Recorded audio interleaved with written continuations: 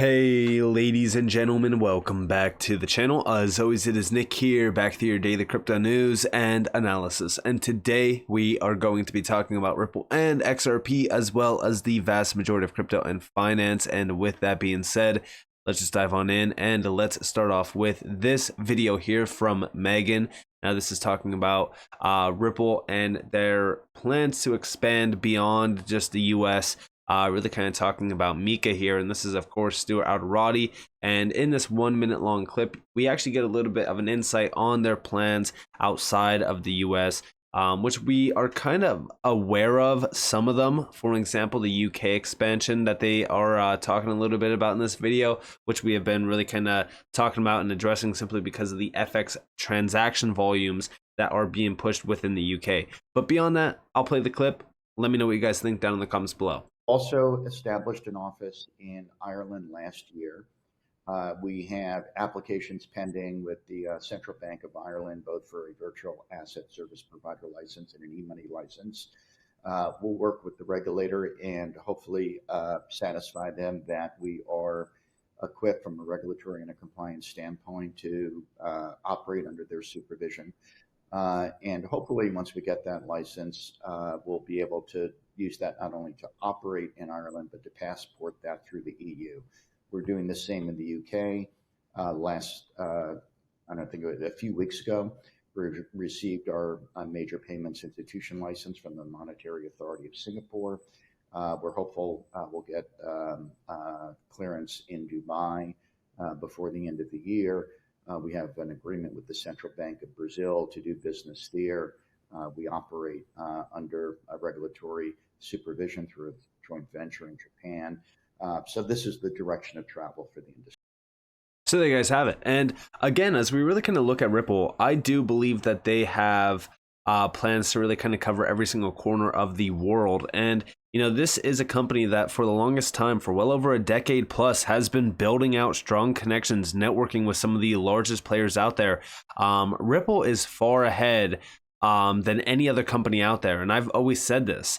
It's simply because of the fact that they have moved a lot faster than anyone in the traditional world and even in the crypto world. But beyond this, right? One thing that we recently seen come up specifically over on Twitter was this discussion between Brad Garlinghouse and Adrian Trisani. I hope that I'm saying that name right. And this is with, of course, Medico. And we've seen them talk a little bit about this new paradigm shift that's happening regarding finance and the internet of value and what it really kind of means for crypto and also the world outside of crypto. Now, to me personally, one of the best quotes that we recently seen from Brad Garlinghouse was this $10 trillion opportunity. Now, this got posted by Flip the Chain, and we do see Ripple, Brad Garlinghouse, expects $10 trillion to come on the XRP ledger from the custody digital asset market. What will the price of XRP be then? Listen closely to this video. The macro environment around custody digital assets is expected to be close to $10 trillion by the year 2030. And inevitably, people are going to need a place to store those assets and safe, secure, and they're going to need to be able to transfer them as well, having good on and off ramps, even a tokenization engine, some of the work Ripple is doing around central bank digital currencies or CBDCs.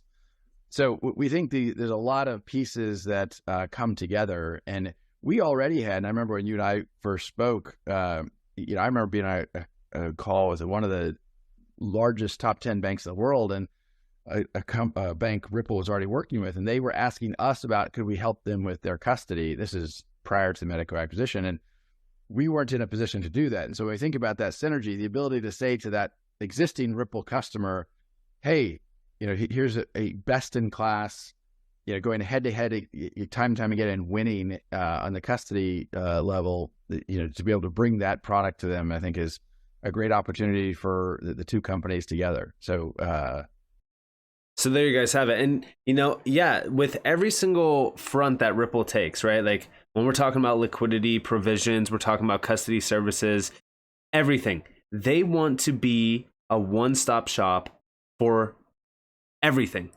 That's it. right? Like that's their goal. So when they have a client that's, sourcing them for payments and liquidity, and guess what? Maybe they want custody services. They don't want to be, oh, well, maybe you can go for this company that has custody. No, they want to be that one-stop shop. And that's exactly why them acquiring Medico was a big deal. And that's why when we seen that official partnership actually blossom, or I shouldn't even say partnership, but acquisition blossom, we were really kind of talking about it quite a bit on the channel because it was a huge move. It was a power move. And, fast forward to September, right? Because we're talking about, I think it was like May when they acquired Medico. Fast forward to September, we got this report, which was 50% of global finance leaders plan to use a crypto custody solution in their business within the next 3 years. So over the course of the next 3 years, custody services around crypto are going to be a big piece of the business model in the traditional world. When we talk about adoption for crypto, we don't joke about it on this channel, right? Like we know for a fact that mass adoption is on its way. The institutional side of things is where this gets very interesting as well, because we're talking about $10 trillion here. I personally believe that it could be a lot larger. And the reason why I say that is because we already know some very large players that are involved in the space that have assets under management that are well worth $10 trillion plus. But beyond that, right? If we go back to 2019, we know Ripple had plans for custody services even then. Here we have from October of 2019. This is from Bank XRP. Ripple invest in Toa Labs. Toa Labs, a Swedish startup aimed at simplifying crypto self-custody, today announced a strategic investment from Xspring, Ripple's developer initiative to build the Internet of Value. Now, when we look at the world today with Ripple, they have every single corner covered. This is very exciting. And when we look at Medico, right, I don't think enough people actually did their research on this. Medico is much larger than just custody services. They are the standard behind institutional grade digital asset services. So we're talking about everything.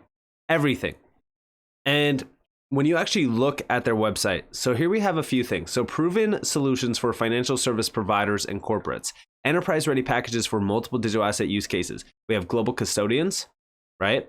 Universal banks, regulated exchanges, neobanks and fintechs, and corporates.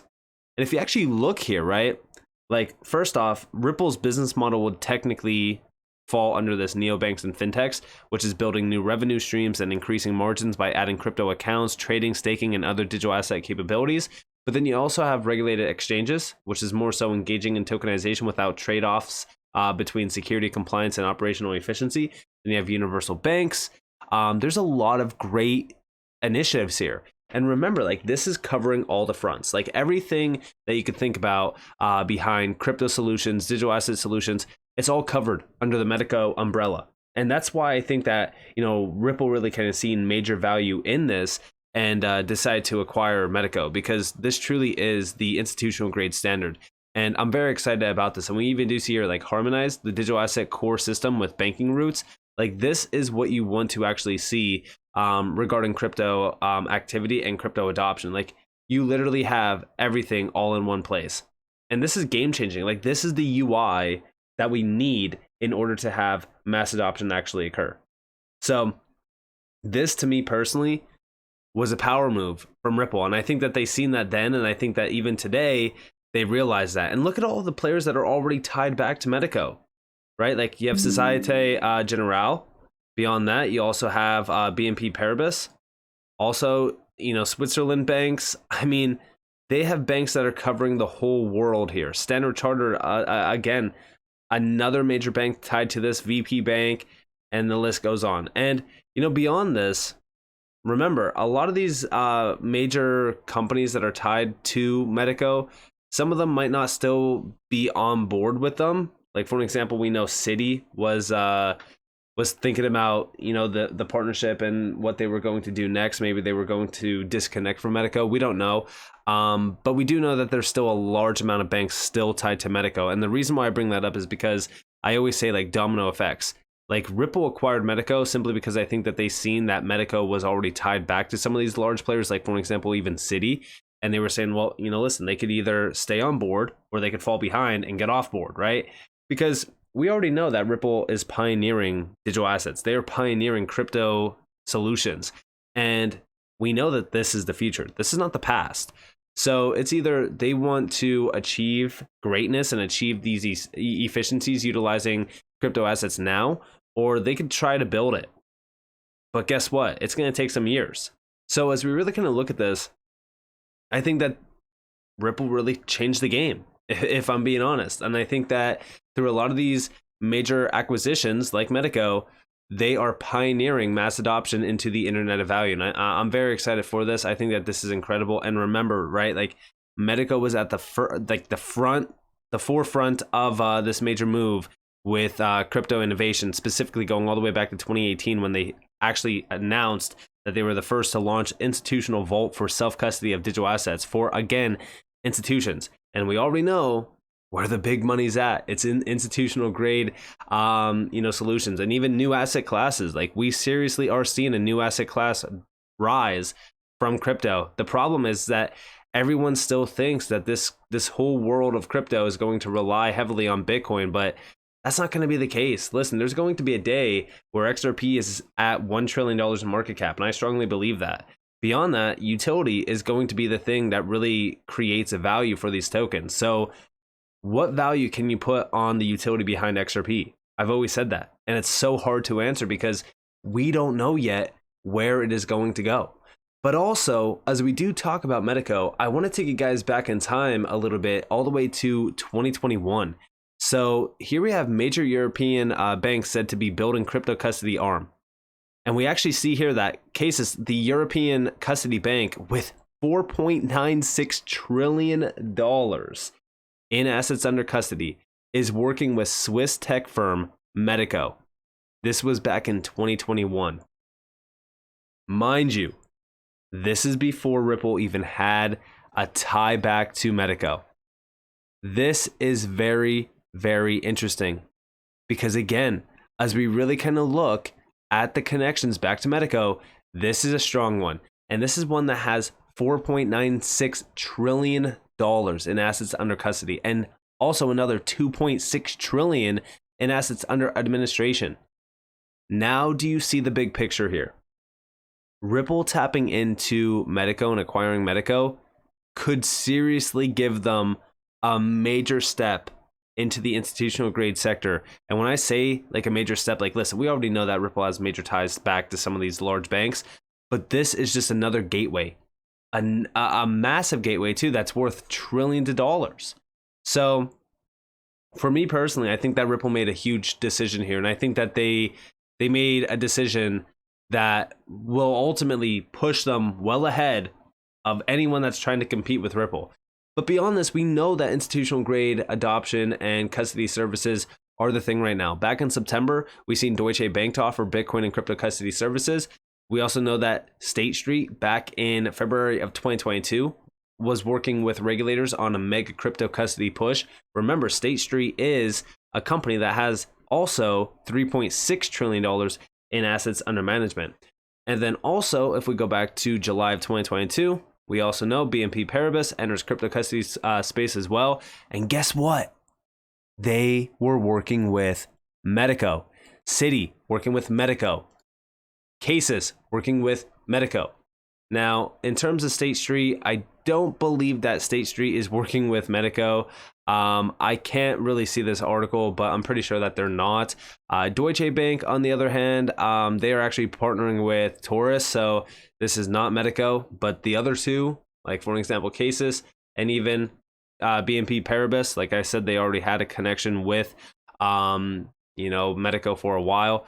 They are a big one. And we actually see that here that many large banks are edging towards crypto custody. But what makes this deal particularly significant is BNP Paribas Security Services position as a major global custodian with almost $13 trillion in assets under custody. That's massive. This is why I keep saying, like, focus on these big players. And by the way, BNY Mellon, largest custodian bank, starts a Bitcoin and Ether custody service. Now, again, this one we didn't have any sort of major insight on. We just know that they are working on some custody services. But again, a lot of these players have a ton of money under the hood. And I really do think that crypto custody services are going to be a crucial piece of the puzzle in this new world of finance that is being created through this, ecosystem of crypto. And remember, right, as we really kind of look at the world of crypto, it's only moving faster and faster as days go by. So I'm very excited for this. Let me know what you guys think down in the comments below, though. I'd love to hear your thoughts. And with that being said, guys, if you enjoyed the video, definitely leave a like, subscribe, turn notifications on because I'm on free content. You guys are more than welcome to follow me on Twitter and join the free Discord down in the description below. And with that being said, guys, it's been Nick. Peace out.